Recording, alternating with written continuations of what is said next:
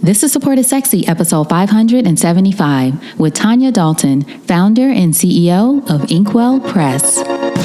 Welcome to Support is Sexy. I'm your host, Elayne Fluker, entrepreneur, author, and founder of Chic Rebellion Media. 5 days a week, Monday through Friday, I bring you inspiring women entrepreneurs who share their wins and lessons to help you take your business to the next level.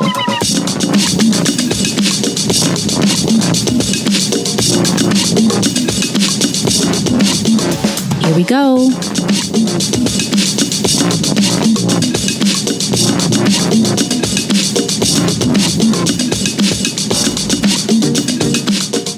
Hi, everyone. Welcome to a new episode of Support is Sexy. I'm so excited to have you here. You know, it just would not be the same without you. And today I am super excited to welcome our guest, Tanya Dalton, who is the founder and CEO of Inkwell Press. I love this conversation with Tanya because we talk about a lot of things, but one of the things, or a couple of things that I want to make sure you pay attention to is the idea of the pivot not always being easy, not always being something where you're letting go of something that's not working and you're going to something else that you want to try and see works. Sometimes we're letting go of things that are working, but we're making a pivot for a different reason. And what Tanya and I talk about a lot in this episode, you'll hear us mention your why and how important your why is, and why your why is your North Star, what you should pay attention to when you're making decisions in your life, but definitely in your business. And your why also plays a role in your productivity. And that's something that Tanya is an expert in, CEO of a company called Inkwell Press. And the focus of the company is all about productivity. So in this episode, we talk about the biggest secret to productivity, what women entrepreneurs need to know about productivity, 3 categories of your to-do list. Actually, Tanya calls it your priority list, which I love. That's going to change your life when you hear about that. Also, Tanya's 4-part productivity system and so much more. So if you're all about productivity, whether you're already into it or you want to learn more about it and you want to find out about some great planners that Tanya has that can help you, this is the episode for you. So now, without further ado, Tanya Dalton. So Tanya, thank you so much for joining us for an episode of Support is Sexy. I'm so excited to chat with you today. Well, thank you so much for having me. I'm excited to be here. Of course. So our first question, when did you first fall in love with entrepreneurship? I love that question because I feel like it is like a relationship, right? Right. It's one of those things where you do have to fall in love with it to really thrive in it because it has its ups and downs, just like any relationship does. And so just like a relationship, it's not one of those things where, I was hit with an arrow and suddenly I fell in love with it. Entrepreneurship is one of those things that's been a journey for me. I like to call myself an accidental entrepreneur. I didn't realize that entrepreneurship was really the path for me until I was in it. It was one of those things where I started my first business, thinking it was going to be small. And there's a whole story that goes with that. But I started it, to be small, and then it grew and it grew. And entrepreneurship has been one of those things that has just been trailing me my whole life, and I didn't even realize it. It's been, when I look back at the breadcrumbs of my life, I can see all of this evidence where obviously this was the path that I was meant for, and yet I didn't have my eyes open to it. So it's actually funny because one day I was talking to a friend about, all the different things I had done, with businesses and, things like that. And she said, I had no idea that you were such an entrepreneur. And that was a light bulb moment for me where I thought, wow, I've been stumbling along thinking that I'm this accidental entrepreneur. And really, this is what I was made for. All along, I just never realized it. What were some of the things that what was the thing, if there was one thing that you thought you'd go into when you got older or grew up? Did you have an idea, or were you thinking another path, or was it just, I'll just get, a 9-to-5 job, et cetera, and not entrepreneurship? Yeah, well, I started off thinking I would be a teacher, and I was a teacher for a while. After I graduated from college, I went into teaching because I do love teaching people and education. And then when I got married and I had my children, I thought I would be a stay-at-home mom. I really felt like that was what I was supposed to do or what I should be doing was being this stay-at-home mom, which now makes my husband and I both laugh because he's like, I don't know how you thought you were going to stay at home because I love business. I love talking about business. I love growing business. I love, every aspect of business. And so yeah, it's funny though, because that first aspiration I had of being a teacher, that too has trailed along beside me. It has called to me, and I continue to be a teacher, even though I'm not teaching in a classroom or I'm not teaching in a schoolhouse. I'm continuing that love of education through my business that I've created. It's so funny. You remind me of Oprah, Tanya. I've heard her say though before that's what she always thought she would be when she grew up, that she'd be a teacher. And then she thought about like, well, I am still a teacher. It's just my classroom is, pretty big at this point. But it's one of those things that we're drawn to, it looks like what we know at that time, right? But then as you said, you look back and sort of see, oh, actually, I do see that I was sort of being led down this way the whole time. Yeah, exactly. Well, and I love being compared to Oprah. So thanks for that. Take it, right? Yeah, exactly. But I think it's true. Sometimes we have these ideas that these roles that we play or these jobs that we do have this one iteration or this one way that it looks. And sometimes that evolves and grows as you do. And so it's our job as we're evolving and growing to allow that to grow also, and to be open to those ideas. Of it looking different than how it is right now at this very minute. And I think that's one of the things that is so beautiful about entrepreneurship is it allows you to create that life for yourself. Do you think that you have to have a certain level of courage, and not that you have to know exactly how it's going to work out, but a certain level of courage to say, I don't know, or I thought it was going to be this other thing, but it feels like this other thing over here. Let me try that and see, because say, for example, this is why I asked this. For example, if you're someone who always thought you'd be in a teacher and maybe you pictured in your mind in a classroom and a, school, and you had the whole idea, and then you start doing this other thing, sometimes we can just not even pay attention to the real pull for ourselves because we're like, no, I'm supposed to be a teacher in a high school classroom. Yes, absolutely. I really think that it does take courage and it takes some openness and having an open mind of what that looks like. I think, anytime that you are evolving and growing, there can be a period of mourning, really, as you're changing and growing. I had a business that I started first and I ended up closing that down. And yes, it was a wonderful thing because it allowed me to grow into the business that I have now. But there is a grieving process a lot of times even if it's something that's good, there's still this process of letting go, of cutting those ties and acknowledging that you have changed from who you were at that point when you maybe started that business or you were in that role initially. And so I think it takes some courage to let go. But I think, everyone has that ability in them, whether they realize it or not, to have that courage. Often it's just, the belief in yourself and that whatever it is that's pulling you and tugging on you, that you believe in yourself enough to listen to it.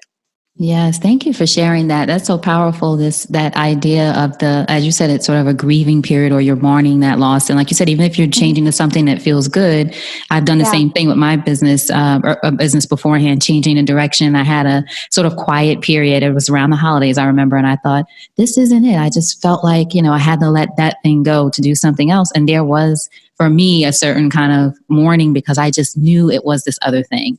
And we put a lot of blood, sweat, and tears into these businesses that we grow or these roles that we're playing. For me, my first business was like another child. I sometimes had given that child more attention than my real children at different times, in my life. And so when you are saying goodbye to something like that, there is a grieving process. And I think it's important to acknowledge that and to accept that that's okay. And it doesn't mean that what you're moving towards is a bad thing. Right. Everybody talks about the pivot. Nobody talks about the grieving period, right? That's right. That's so true. And it makes it sound like it's so easy. And it's not always easy. Change can be something that is really hard.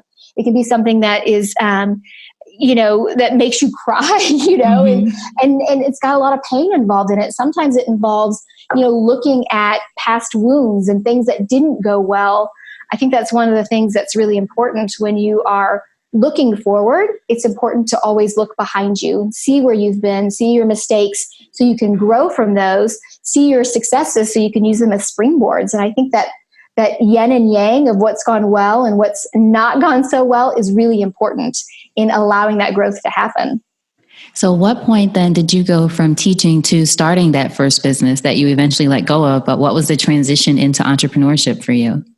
Well, so I was teaching full time, and then I had my children, and I taught part time, and I decided that I wanted to stop teaching and be at home. So at the time, my husband was traveling the world. He would literally leave our home in Dallas, Texas, that's where we were living at the time, and he would leave and he'd go all the way and circle the entire globe. And he would be gone for 3 or 4 weeks at a time. And this was for work that he was doing? Yes. Okay. He was doing marketing for these Fortune 500 companies. Okay. And so I thought to myself, you know what, I've got to have a creative outlet or I'm going to go crazy. So I thought, you know what would be fun? I'll start a business. I'm going to start this business and I just want to do it on the side. So I have a creative outlet other than just parenting. I wanted to have something outside of that. So I started it with $50 and it started to, I was just selling to friends, maybe friends of friends. And then I had a conversation with my husband that completely changed my life, essentially. He was on the other side of the planet, and we had this routine where we would speak in the evening and in the morning. So as one person was getting up, the other person was kind of going to bed. And I was telling him all the things that the kids were doing, and he was really quiet. And I said, "Are you okay?" And he said, I'm missing everything. I'm missing all the milestones. I'm missing the moments with the kids." And I tried to put his mind at ease, but I knew this really tugged on him and pulled on him that he really missed being at home because he's a really good hands-on dad. And so I hung up the phone and I stood in my kitchen, this bright yellow kitchen, and I looked outside at my kids playing on the playground outside. And I thought to myself, all right, I'm going to change what I'm doing. I'm going to grow this business where I'm only selling to friends or maybe friends of friends. And I'm going to grow this business to the point where I can absorb his income and he can come work alongside of me and stop being in corporate America where he was not happy. And so I sat down that night and I wrote out some systems for myself. I had to create operations because I was still a stay-at-home mom with 2 small kids. I had a husband who traveled for 3 or 4 weeks at a time. So I had to figure out how I was going to do this. So I sat down and I tried to figure out what I was going to do. And within about a year, I was able to make that goal a reality. And he was able to work alongside of me. And so we've been working side by side ever since then. And so that's really how I went from being, a stay-at-home mom to growing into entrepreneurship. And through that journey, I have fallen deeper and deeper in love with this, wonderful relationship of entrepreneurship. Wow. Now I know there was a lot, I'm sure, between the $50 investment and then growing the business to where you have it today. But what was during that moment, though, I'm interested, after you did hang up with your husband that day, look outside, see the kids playing, you're in the kitchen. What was it, do you think, that was in you, or what was it about the business you were doing that you knew that, okay, I'm going to make this be the thing that grows in order to help my husband transition out of his company? Did you feel like you could have always grown your business and you were kind of keeping it small, as you said, or were you just determined to figure out something to make that a reality? Yeah, I don't think it was the business itself. I don't think I thought to myself, this business has the possibility to grow, or right. I think it was the belief in myself that I could do anything that I put my mind to, that if I really wanted to grow this business, and I, really buckled down and figured out ways to get it done, that I would do it. And so it goes back to that idea, that courage and that belief in yourself that you have that ability. It's really a matter of choosing. I made a choice in that moment, standing in my kitchen, that I was actively choosing that was the life I was going to start leading. And so to me, it was never about whether that business was able to grow. It was really whether I was going to be able to do it. Does that make sense? Yes, that makes sense. And I also would like people to catch too, who are listening. I feel like, and let me know if I'm wrong, but I feel like too, you had such a strong why. Like you said, it wasn't about the business or whatever. You just knew the reason is I want my husband to be able to quit his job and come back and us to work together or be together as a family. That's a really strong why. It really is. And I think that's the thing is whenever you're doing something whether it's with business or with goals personally or in any aspect of your life, having that foundation of why you are doing it, why you're dealing with all that blood, sweat, and tears, and why you're staying up sometimes late at night to work hard, or why you're pushing yourself in these new ways that are beyond your regular comfort zone. I think it's really important to really keep that in mind. Why am I doing this? And having that why that is outside of myself made it so much easier, because my purpose behind doing it was really so my husband could live a happier life, the life that I think he was really looking for himself. And so I think that really helped motivate me and push me. And I often talk to people when I'm walking them through, productivity for themselves. That foundation, the first step in the process is really that discovery of your North Star and why you want to live this life. Why is it important for you to have this goal? I think why is the foundation for everything. That's right. So now tell us about this business. Tell everyone the business that you have, and then we'll talk about how you grew it in the way that you did. Absolutely. So I own Inkwell Press, which is a company that focuses on helping specifically women who I believe most women feel overwhelmed by everything they have to do each day. We run around busy all day long. We slip into bed at the end of the day and our head hits the pillow and we think, gosh, I didn't do enough. I should have worked harder. We feel unsatisfied with our days. And I think that's because often we push aside our own goals and dreams, for the pursuit of all these other things in our day. And so really what I do is I help give women the tools and the strategies to be able to go after those big goals and dreams. So I teach people about productivity, which to me is not about doing more. It's about doing what is most important. It's about living very intentionally and allowing your priorities to be the center point of your life, and then creating productivity systems around your priorities. Your priorities are at the center and everything works so that those stay the focus of your day. Now, what would you say I saw on your website is your unique productivity system that sort of changed everything for you? Is that what you sat down and sort of came up with that day when you decided that, okay, I'm going to focus in a different way on this business, or was that something that developed later? Yeah, well, it's something, again, there's that whole idea of evolving and growing. That was the first step for me. It was that day of sitting down and figuring out how I was going to be able to do everything, because you still got to do laundry. You still have to make sure that the kids are getting fed. You still got to make sure, everything else is happening that needs to happen in your day. And so that was really the first step. But I really went through a period where I had an epiphany through that business. That first business that I ran, I loved because it really did allow us to live the life that I wanted. It allowed my husband to come and work alongside me. It allowed us to move to where we wanted to live, which is in the mountains of Asheville, North Carolina. And what were you selling at that time? Sorry to interrupt. No problem. I was selling jewelry and I was doing it wholesale. Okay. And so for me, I love that life it afforded me, but I wasn't passionate about what I was putting forth into the world. I wasn't passionate about the jewelry itself.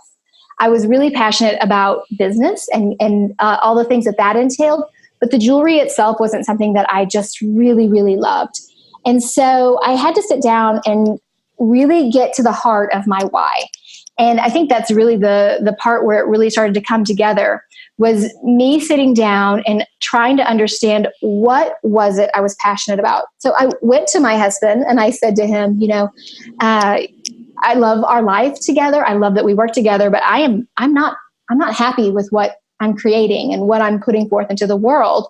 And I'm lucky because my husband looked at me and he said, okay, you tell me what you want to do and I will follow you wherever you want to go. And I said, great, but I don't know what that is.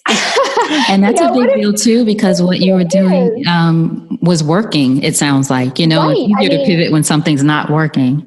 It's so true, because it paid our mortgage. It fed my kids who like to eat 3 times a day. Right. And, it paid the bills. And so there's that aspect of, first of all, why would I leave something that gave me and my family so much security? And then the other side of the coin really is, what if there is nothing out there that I'm passionate about? What if this is all that there is? And I think that's something that a lot of people struggle with. So I gave myself, a couple of weeks to really dig in and try to understand and uncover what was at the heart of my why. And so I really spent the time digging into that. And so I began to find that there were 3 things. I found this pattern of these 3 things kept showing up again and again. the education. I love teaching. I love, watching people's eyes light up when they understand a new concept and when they get something and they run off and they start doing it. So I loved education. I loved empowering women. I was consulting a lot of small business owners who were mainly women at the time, teaching them to grow their businesses. And I love that. And then I loved productivity because that's what afforded me the lifestyle that I really wanted. And so I had to look at these three very unrelated things and figure out, how are these connected? And so that's how I came up with the idea for Inkwell Press, which is a company that is focused on helping women with their productivity and living their best life. And it's got a very strong foundation of education. So, we have the podcast, we have videos. Our planners come with coaching videos to help walk you through what is really important to you and how you use the planner to support that. So for me, from the start, those three things had to come together and work together to create Inkwell Press. And because I had this epiphany and this understanding of what I really wanted to do, that allowed my business to grow astronomically. It grew so fast because I think it was so tightly tied to what my true purpose is and what my passions are. And through that process, I was able to really uncover this entire productivity system of, discovery, understanding what is important to you, clarity, clarifying what that means, simplifying, making sure that you're have all the other things that need to happen in the house, and at the office running on a daily basis. And then this idea of harmony, where it's really about this idea of leaning into different areas of your life and then leaning back in and allowing yourself to stretch and grow. And so through that process, I lived it. I've been able to now teach that to other women and watch them flourish and grow and begin to live their best lives too. So that's a 4-part productivity system. Did I get this right? Discovery, clarify, simplify, and harmony. That's right. Yeah. Excellent. So now what would you say differentiates Inkwell Press from other companies that sell planners specifically? It sounds like you're so much more about productivity, but what would you say is a differentiator? Yeah, absolutely. I think that's the biggest difference with us is, a lot of companies sell planners. And to me, it was never just about the planners. It was always this idea of servicing and making sure that I was giving to other people.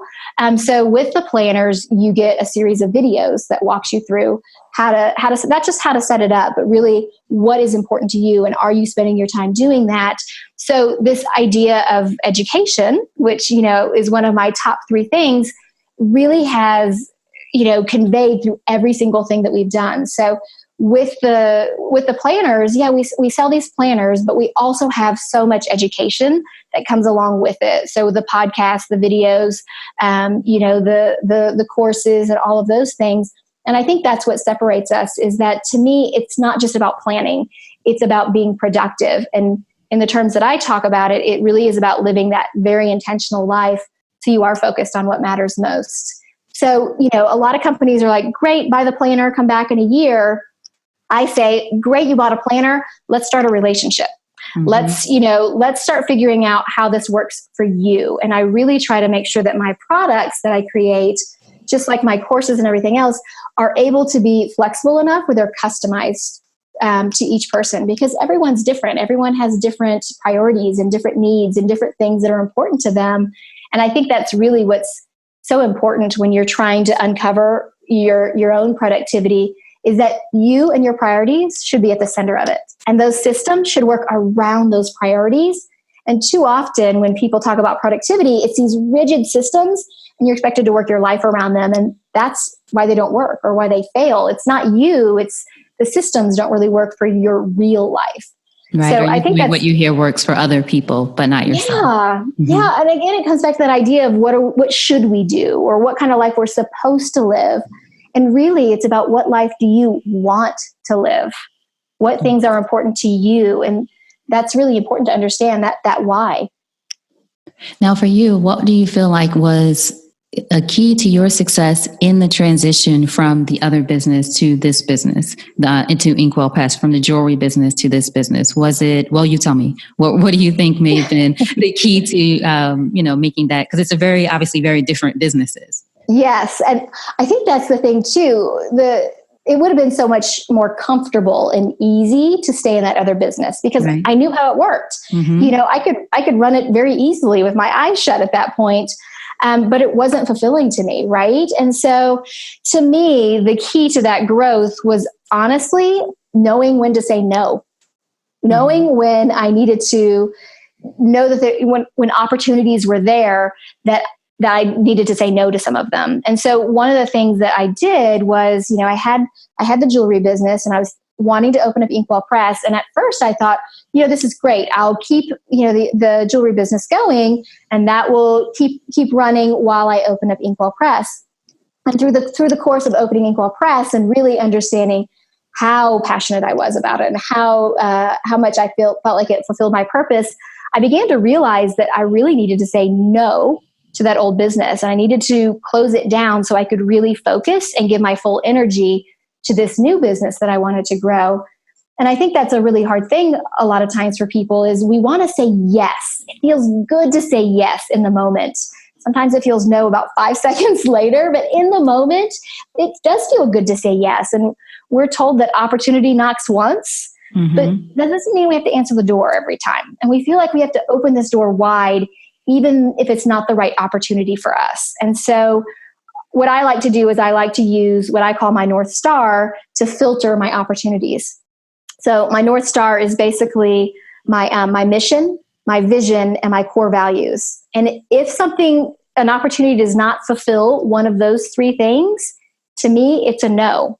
And I'm able to really, focus my time and energy in the things that matter most. And, when you're growing a business, there are so many things you have to do. And so you really have to hone in your energy and your focus on the areas that are really going to be impactful and meaningful for your customers and your clients and meaningful for you. So I think that was really the biggest key that I learned during that time was, flexing that no muscle and just understanding that it's okay to say no. Right. And going all in on what you really wanted to focus on, that one thing for raising this business. Yeah. And and having those moments, I would imagine having those moments where, it might not be easy, like you said, to let that other thing go or you're leaving some opportunities there, but focus on your North Star, which sort of leads back to your whole thing now of productivity, being focused. Yes, absolutely. And so this is the thing is all the lessons that I teach people when I talk to them about it, I have lived that life. I've lived that life of being overwhelmed. I've lived that life of the hustle and running around and staying up far too late working on things and, not having the right harmony with having time for my family and spending too much time on business. I've lived those things. And so I've taken the lessons that I've learned from that and applied them so that now I am living my best life. And so that's one of the benefits is I can use what I've learned to help others. And now, is this the business, Inkwell Press, the business that's a 7-figure business? Or was that the other business? This business? No, that's this business. And because I was able to really focus and give it my full attention and energy, I was able to grow Inkwell Press from launch. Within 18 months, I was a 7-figure business with 3 employees. So including me and my husband. Wow. And did you have physical products right away? Was that part of the business plan? Or did you start off with sort of coaching, productivity kind of things? Yeah, I started with products. I started with products and selling the products. But again, they came with the videos from the very beginning. Right. So I shot videos in my spare bedroom, walking people through how it works because we had to tighten our belts. We had closed the other business. We had to live without any income for a stretch. And so I think it was because I was really able to say no and focus on Inkwell Press that I was able to allow it to grow. And because I was saying no to some of these other opportunities and saying yes to the things that would be impactful, that's what allowed us to grow so quickly. So we started off with having the planners, and then those have expanded. We've grown into having more planners. And the podcast came into play, then the videos started happening, and then the courses. So it's all been this real structured evolution because all along I knew I wanted to add much more of an educational part to the business. And so I didn't want to try to do both at the same time. I had to say no for a little while to all of the things I wanted to do. And I had to say yes to, the planners, and that can afford me to live and to feed my kids and do all those things. And then really, spending time setting my goals of when I wanted to add in the different components, like the podcast and the videos and all the other things. That's so good too. Like you said, sometimes with starting a new business, there's so many things we want to do, all the things, right? The courses, the videos, the this, the that. And like you said, right. Again, productivity, focus on this is the thing I'm going to focus on now, knowing that you want to do, I've had to do that too, knowing that you want to do those other things. And it's hard, Eventually, right? Because it's not always a black or white. It's not always like, well, this is a good opportunity, this is a bad one. Sometimes it's a good opportunity versus a great opportunity. It's where it kind of bleeds into this gray area. That's when it's really hard to say no. But oftentimes that's the times where it's really important, because every time that you are saying no, you're saying yes to something else. So I was saying no to these, and smaller or not as important opportunities. I was saying yes to the bigger things. And then I was able to spend more time on that. And I think that's one of the biggest secrets to productivity is we all have the same 168 hours in a week. We all have exactly the same. You, me, Beyonce, we all do, right? But it's how we spend our time. It's really choosing where we want to focus and how we want to allot and gift our time, because that's what we're doing is we're giving away our time on a daily basis. So choose where you want it to go.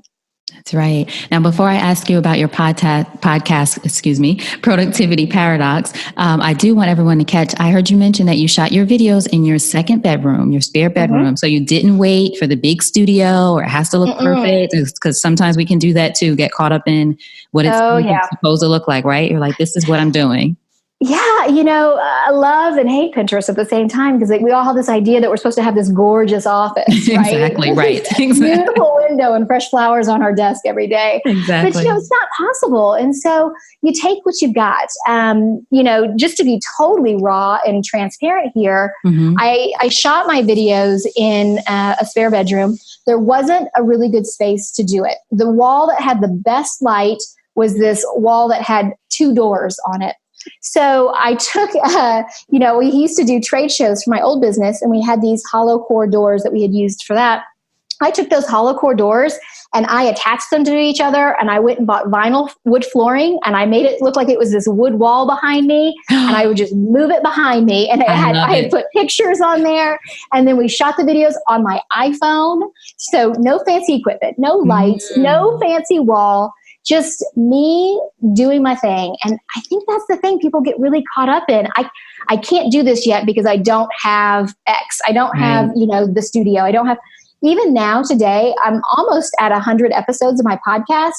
I record most of my podcast episodes in my closet, because that's a great space for me. The acoustics are really good in there in a closet. It's a space where I can close the door so my kids don't have to worry about being too quiet. And that works for me. Would I love to have a beautiful studio to go to? Absolutely. But I don't need it. I really don't. Yeah. And if you had waited for it, you wouldn't have episode 100. You'd be at episode 0. That's right. Exactly. And I think that's the thing here is we have to stop getting caught up in what we should have or what we're supposed to have. It really is, what can you make work for you right now? And that might be a couple of hollow core doors and a little bit of vinyl flooring, No, that's right. You make it work, Yes, definitely. So now your podcast, Productivity Paradox, and you share actionable steps for productivity. So I wanted to ask you, what would you say are 3 key productivity tips that every woman entrepreneur needs to know to get stuff done? Yeah, I love that question, because people often wonder, what do I need to do? What are the things that are going to really help me grow? And so I think one of the first things that's really important to do is to plan each day as it comes. I think a lot of people make the mistake of sitting down on Friday and planning out the whole next week, what they're doing the next Wednesday and the next Thursday. And what happens is life happens. We get up, we have allergies, and the day starts off bad, or we have, a sick dog, or we get caught in traffic and our day gets, a little off kilter. And then we get into the office or wherever it is we're working, and we've already set our day. And we're like, gosh, I'm already behind. And then we get behind. And then the next day, we're starting out already feeling behind. And then it just continues to snowball. And that's when we really begin to feel underwater. And that's kind of one of the worst feelings I think that there is this feeling that you're never going to catch up. So really just taking the first 10 minutes of your day to sit down and plan what you want to do for that day. What can I achieve today? And I think that's really the key here is that word, what can I achieve? We often have these, crazy lists that are far too long and not really accomplishable. What can you do today? What feels manageable for today?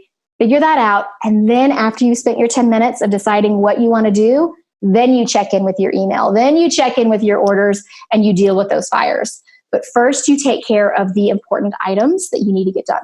Mm-hmm. So that would be the first key, I would say. The second key to me really, piggybacks off that idea of planning each day as it comes is I really advocate not using a to-do list. I really believe, because, to-do lists are really long. They're really jumbled. And I often tell people that overwhelm isn't having too much to do. It's not knowing where to start. And a to-do list doesn't tell you where to start. It's just a really long list of things. And our brain likes to go for the easy win. So we end up checking some things off our list that are not really big wins, that are not really moving us forward towards our big goals. And so instead of making a to-do list, I say make a priority list. And a priority list takes the exact same amount of time, just requires a little bit more thinking, prioritizing what you want to do. So I talk to people about, the three categories for your priority list are immediate, important, and insignificant. So that way you start at the top of your day and you work on the items that are immediate, items that are important and urgent. And then you work your way down and you work on items next that are important but not urgent.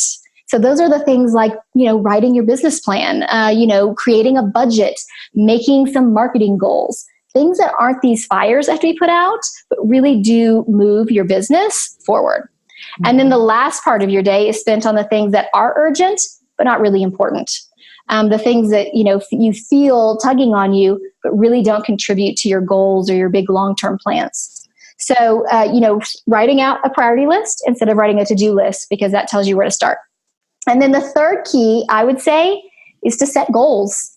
I'm constantly amazed at how many people don't set goals for themselves, who don't write out their goals and then revisit them. I think it's really important to not just set your goals, but to create a plan and take these big goals that you have for yourself. Like for me, a big goal that I set for myself was in that kitchen all those years ago, that I was going to grow my business to the point where my husband could come alongside of me. That is a huge goal, right? Mm-hmm. And that has the opportunity to just swallow you whole if you let it. But if you take it and you break it down and you figure out, what do I need to do each month to get to that goal? That really makes it manageable and achievable. And you'll hear me say that word achievable a lot, because I think there's a lot of magic to that word, really making sure we're setting ourselves up for success. So I think it's really important each month to look at your goals, decide, is that still in line with where I'm wanting to go? And then set some mini milestones for yourself. And then checking in on a regular basis. I love that. And it's so funny because I feel like I've been hearing lately, not a lot of people, but some podcasters or some other coaches, et cetera, say things about let go of your goals or don't stress about goals, or not that you should stress, but I'm like you, I do believe in, writing things down and having a goal and then breaking it down. And so I don't know what that thinking is, that school of thought is. Maybe I need to investigate more and find out more about that. But I am totally with you. Absolutely. And I think also another thing that you mentioned too, I should say, the priority list as opposed to a to-do list. Mm-hmm. That is good. That's going to change some lives, including my own. Well, I really, I have to be honest with you and tell you, for a long time, we had weekly planners for a long time, and I fought the idea of a daily planner because I've seen all these daily planners that have this, large area for people to list out what they needed to do for the day. Mm-hmm. And I thought, I don't want to have this giant to-do list that just makes you feel like a failure at the end of the day because you didn't do enough. Right. So I came up with the concept for the priority list. And then I designed a daily planner that is laid out specifically so it has that priority list included in it. So you really just fill in the different sections of immediate, important, and insignificant. And that one thing has truly increased my productivity in ways I can't even express. It's, it really does tell me this is where I want to start and this is what I want to work on next. And there's a lot of power in knowing what you need to do next. Not spinning your wheels and worrying about, what do I do? Okay, I finished this. Now what? You know exactly what to do next. Mm-hmm. Now, is that one specific planner that you have, or is that a part of the different, I know you can customize a planner also. And I asked because we can link directly to that one. In addition to, of course, I'll link to your website overall, but I'm sure people want to know about that planner. Yeah, the daily. Yeah, I have we actually have two versions. It's a part of the daily planner. We have one that is a bound planner. And then the other one that we have is a disc planner. So it's fully able to be customized. That way pages can come in and out and move around throughout the book. And you can carry just a few weeks with you if you want. So that's part of our daily planner. Okay, perfect. I will make sure I link directly to that as well. Now, what would you say that your support network looks like? Yeah, I'm lucky because I feel like I have a really good support network. And I think that's really important, especially if you are an entrepreneur who works on your own. It's really important to have a strong support network. So as you've heard the story about how my husband works alongside of me. He actually, our office is in the same room, our desks butt up against each other. And he is a great advocate for me. He is my CMO for my business. And so we get to work together. I like to say that we're together 26 hours a day. We are never apart. And then I've created a really strong team for myself. I have, we don't have a ton of employees considering, how much business we do. We're very productive, but I have a really strong team who we all work together to support one another. And one of the most beneficial things, I think, is that I am a part of a mastermind group that I have these other women entrepreneurs, these other women CEOs who we get together and we meet once a month on Zoom calls and we work together to help grow each other's businesses. And then we meet twice a year in person to retreat. And having that support and that encouragement, and sometimes it is that, cheerleading and that, handout to pick you up when you've stumbled and the push you need at different times and the people to sit there and cheerlead for you, that is invaluable because it is, being an entrepreneur is hard work. I think a lot of times people think, I want to have my own business. I can set your own hours and it's so easy. It's not easy. It's not easy work. And so it's really important to surround yourself with people who get it. My friends outside of the entrepreneurial world, they love me and they support me, but it's hard for them to understand, the type of challenges that I experience, or they don't want to talk about business in the same ways that I want to talk about business. So it's nice to really surround myself with other people who understand that about me, that part of me. What would you say entrepreneurship has taught you about yourself as a woman? Honestly, not to be confined by the roles society puts you in. I really felt like, starting off that my role was supposed to be a stay-at-home mom. And really it's because my mom was a stay-at-home mom. So I thought, well, that's, what I'm supposed to do. And so pushing that boundary really has enabled me to see all the different roles that I play and the strength that I play. And I feel like that's the wonderful thing about being a woman entrepreneur is it gives you an opportunity to show other people the roles that women can play. One of the things that happens to me a lot is I go to events, business events and philanthropy events and things like that. And there's usually a lot of men in the room and they'll say to me like, oh, what do you do? What do you do for a living? And I'll say, oh, I own my own business. And I can see what they're thinking. They're like, oh, that's cute. Right. Right. Oh, that's adorable. Right. That's adorable. I'll say, I own my own business. And then the next question they ask me 9 times out of 10 is, well, what does your husband do? And you know what I say to them? I look them in the eye and I say, he works for me. Good for you, Tanya. I was hoping that's what you say. It is. And then the thing is I want that to be impactful for them, but then I wanted to start the conversation because then I'll say, he's my CMO and he, works really hard alongside of me. And then part of my job is to start that conversation and educate them that just because I'm a woman running a business doesn't mean it's not successful. It doesn't mean that, I don't have a man working for me. I'm just as successful as any other man can be. And so I like that because you always get a little look of surprise on their faces. And I feel like when they walk away from that conversation, maybe I've educated them a little bit in a nice way that was non-confrontational, but impactful enough that I want them to think about that. That's right. So in closing, Tanya, if you think over your life and career and you had the chance to thank only one person whose support was critical to you personally or professionally, who would that be and what would you say? I think it would be my husband, honestly. I mean, as I said, I looked at him and told him that we had that successful business and I was not fulfilled. And I feel like so many people in those relationships could have said, well, I'm sorry you feel that way, but it pays the bills. But he has continually supported me. And, even when I tell that story about how, I say he works for me, my husband loves that I do that. He loves that I tell people what I do, and he loves that I support other women. And I think that is so amazing to have. So I feel very blessed and very lucky to have a relationship with my husband that is that way, that we can spend that much time together and still love each other so much. But honestly, that's been instrumental because, we started our relationship together with those traditional roles of husband and wife, with him going off with the briefcase to work and me being at home with the kids. And that's completely flip-flopped. And I think that might be hard for some men, but it's not for him. And I think that I'm really lucky to have that love and support. You are. And it sounds like he gets joy out of the whole experience too. He does. He really does. Which matters a lot. Excellent. It does matter a lot. Yeah. So now what are the ways that we can support you? Tell everyone your website, all the ways, social media, they can get in touch with you. Of course, I'll have links to everything, like I said. Yeah, absolutely. So my website is inkwellpress.com. And most of the places you can reach me are on there. So my podcast is inkwellpress.com/podcast. I do video episodes that I call Tanya TV, which you can get to at inkwellpress.com/YouTube.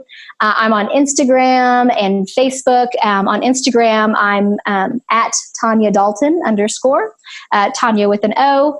And on Facebook, we're Inkwell Press. And I also have just started a new Facebook page for myself as well. So I would love your listeners to head over if they want to learn anything more, and feel free to ask questions. We have a great community. I actually have a Facebook community where we talk all about productivity. So that you can get to at inkwellpress.com/group. Inkwell Press. Excellent. So everyone, of course, I will have links to everything, but at least you were able to hear it. Tanya, thank you so much. This was such a fun conversation. Honestly, that priority list is about to be my new standard. I love it. That makes me happy. Yeah. I am pretty good I like what you said too about the to-dos for the day, as opposed to like trying to plan out your week. You're my friends who try to plan out basically the whole month. It's just not possible. It really is a recipe for feeling a little bit defeated. That's right. Yeah. Now, before you go, what's a parting piece of advice from you to our listeners about anything? Here's what I like to tell people. We talked about a lot of things today, and I would love to encourage your listeners to do just one thing. Don't try to do it all. Focus on one thing that you want to try to do. Maybe it's setting goals. Maybe it's trying the priority list. Maybe it's starting to do the 10 minutes of planning. Choose one thing and focus on that for the next month. Make that your goal for the next month, and then grow from there. Because oftentimes we hear, advice that we want to follow and we try to do it all at once. Small steps are better than no steps. So make one small step and make some movement towards your bigger goals, and that'll make a huge difference. All right. I hope you got as much out of that episode as I did. Now, to find out more about Tanya, Inkwell Press, and everything else that she's up to, make sure you go to supportissexy.com, go to that search icon, and just search Tanya, Tonya. Her show notes page will pop up with links, resources, all the ways to get in touch with her. And again, find out more about what she's up to. Supportissexy.com and just search Tanya. Thank you so much for being here. I appreciate you. Until we chat again, always remember, support is sexy, and having it all doesn't mean doing it all alone. And I'll talk to you soon. Take care.